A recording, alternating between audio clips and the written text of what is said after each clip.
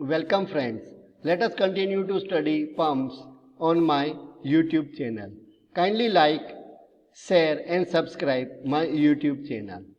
In today's lecture, we are going to study the construction and working of positive displacement pump, that is a reciprocating type, and specifically double acting reciprocating pump. Before we study the construction and working of the reciprocating pump, let us see the animation.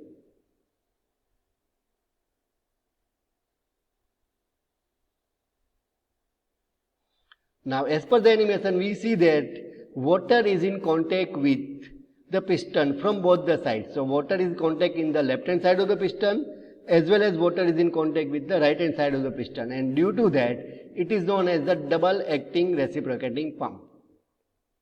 This is the figure available in the book which you are required to draw if they ask you during the exam. Construction. It contains a fixed cylinder in which piston reciprocates. So, this is the cylinder in which the piston is reciprocating. Piston is connected to the crank shaft through connecting rod and crank. So, here piston is connected to this is the connecting rod, this is the crank, and this the center portion is nothing but the crank shaft. Crank is connected to the electric motor. This crank is connected to the electric motor. Suction pipes are connected to both the sides of the piston below the cylinder. So, this is nothing but the suction pipe A and this is the suction pipe B, and the discharge pipes are also connected to both the sides of the piston but above the cylinder. So, here this is the discharge pipe A and this is known as the discharge pipe B. Two suction valves SA and SB and discharge valves DA and DB are located in suction pipes and discharge pipes respectively. So, here it is the first valve, that is SA, suction valve SA, this is suction valve SB. They are located in both the suction pipes. Similarly, discharge valves DA and discharge valve DB are located in both the discharge pipes. All the valves are one-way valve. It means non-return valve which allows the flow of liquid in one direction only. Working. Electric motor is switched on, and as the electric motor rotates, the crankshaft also rotates. So, as the electric motor rotates, this crankshaft rotates, and due to that crankshaft, the crank also rotates. Crankshaft rotates from 0 degree to 180 degree. So, let us get the first case, that crank rotates from 0 degree to 180 degree. Piston reciprocates from left hand side of the cylinder to the right hand side of the cylinder. So, during that motion, piston reciprocates from your left hand side to right hand side. That is known as the first stroke. Process left hand side of the piston. Due to movement of the piston, partial vacuum is created at the left hand side of the piston, and thus suction valve SA opens and water from the sump enters into the left hand side of the piston. So, as the piston moves from your left hand side to right hand side, partial vacuum is created on the left hand side, and due to that suction valve SA opens, and due to that water from the sump level is lifted to the cylinder. This is the process on the left hand side of the piston. Now, the process on the right hand side of the piston. Now, due to the movement of the piston, gap between the piston and the right hand side of the cylinder reduces continuously, and water inside the cylinder is compressed to high pressure at right hand side of the piston. It means when piston moves from your left hand side to right hand side, water available on the right hand side of the piston is compressed to high pressure, and due to high pressure, delivery valve DB opens and allows the high pressure water to enter into the overhead tank. As the pressure of water in the right hand side of the piston increased, the discharge valve DB opens, and due to that water is lifted to the overhead tank. This is the first stroke. Now, come back to the second stroke. So, in the first stroke, left hand side of the piston suction is going on, and the right hand side of the piston discharge of water to the overhead tank is going on. So, that is the first stroke.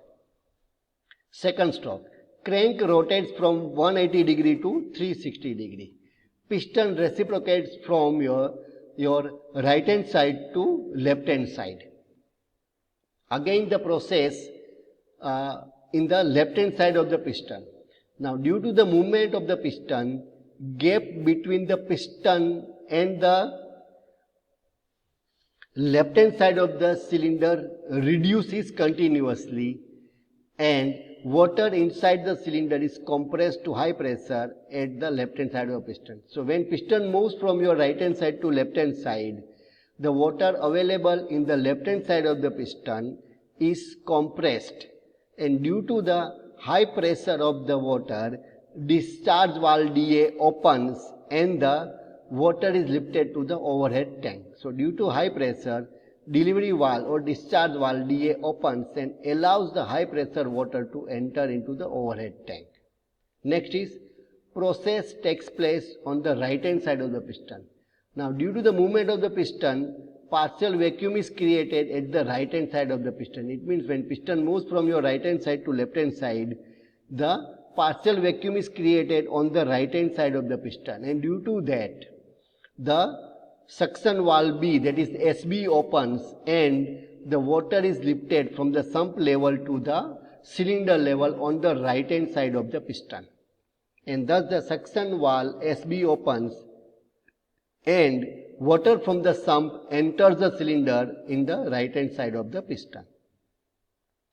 Thus left hand side of the piston, discharge of water to the overhead tank is going on, and right hand side of the piston, suction is going on, and the cycle is repeated.